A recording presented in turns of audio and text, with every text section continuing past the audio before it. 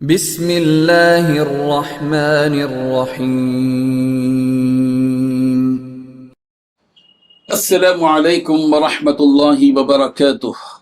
الحمد للہ والصلاة لنبی محمد وآلہ وصحبہ اجمعین، اما بعد۔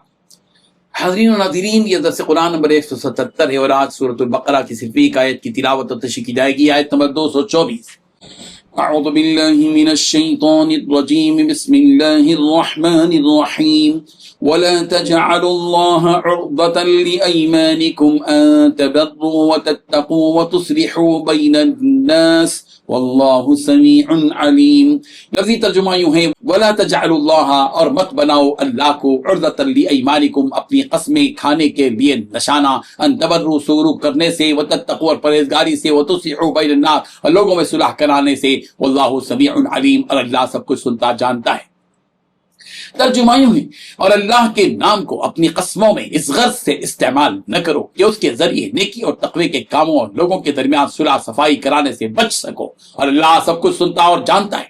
اس آیت میں دو باتیں بتلائی گئی ہیں۔ پہلی بات، اللہ کو اپنی ایسی قسموں کا ہدف اور نشانہ نہ بناؤ کہ احسان نہ کرو گے یا حدود الہی کا احترام نہ کرو گے یا لوگوں کے درمیان صلح نہ کراؤ گے۔ دوسری بات، اللہ تعالیٰ سننے والا، جاننے والا ہے۔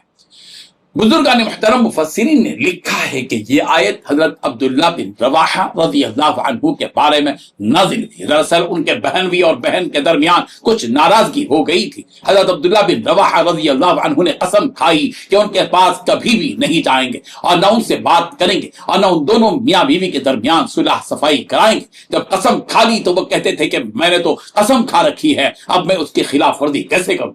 حضرت ابن عباس رضی اللہ عنہما نے فرمایا کہ بعض مرتبہ کوئی شخص قسم کھا لیتا تھا کہ فلاں نیکی اور تقوی کا کام نہیں کروں گا۔ اس آیت میں اللہ تعالیٰ نے اس طرح کی قسم کھانے سے منع فرمایا۔ اس آیت سے یہ معلوم ہوا کہ اگر کوئی قسم کھائے تو خیر کی قسم کھائے، یعنی کسی بھی نیک کام کرنے میں تائید اور مضبوطی پیدا کرنے کے لیے تو قسم کھائی جا سکتی ہے، لیکن کسی بھی نیکی کے نہ کرنے کی قسم کھانا یا گناہ کے کرنے پر قسم کھانا شرعاً منع ہے۔ اسی لیے اس آیت میں یہ بات کہی جا رہی ہے کہ اپنی قسموں کے ذریعے نیکی کرنے اور تقوی اختیار کرنے اور لوگوں کے درمیان اصلاح کرنے کے لیے اللہ کو آڑ نہ بناؤ۔ رب ذوالجلال ہم سب کو ان آیات کو سمجھنے کی توفیق عطا فرمائے، آمین۔ وآخر دعوانا ان الحمدللہ رب العالمین۔